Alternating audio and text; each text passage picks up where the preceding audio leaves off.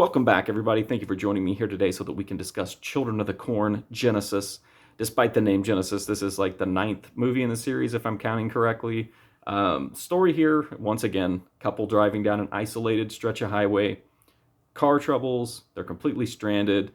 The wife is pregnant, they're in a desperate situation. They end up finding like one house that had telephone poles, so they walk down to it, and lo and behold, there's Billy Drago, and of course, there's a bunch of weirdness, bunch of tension, dick grabbing, and then we discover that this guy Billy Drago is also called Preacher, and you guessed that he has connections to the cornfield child cult.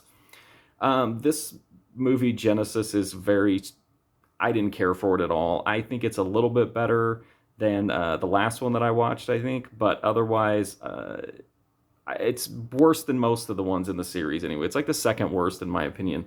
Very little happens in it. It doesn't really, at least the other ones, even if they were bad, they felt like Children of the Corn movies. This one doesn't feel like a Children of the Corn movie, except at the very beginning with kind of the basic plot setup and then toward the end. But everything in the middle just feels like a weird hostage situation drama. It's really boring. Billy Drago is kind of advertised that he was going to be like this cult leader.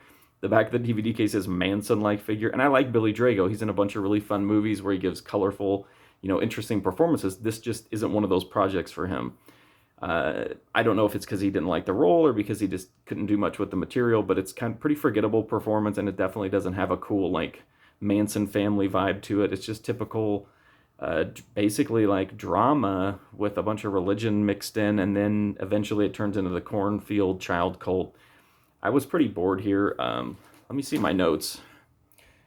So it's got a really fun scene though with where a lady throws a crucifix and it basically hits like a sledgehammer. I like that. There's Hot Wheels Voodoo. That was the other good. There was two really fun scenes here. There was the crucifix one, and then there's one where Hot Wheels are used as part of like a voodoo ritual, and that was kind of fun. Otherwise, this one's really boring, even by Children of the Corn standards.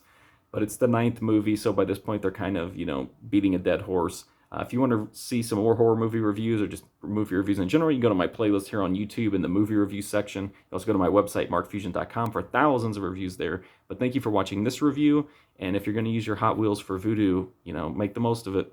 See you next time.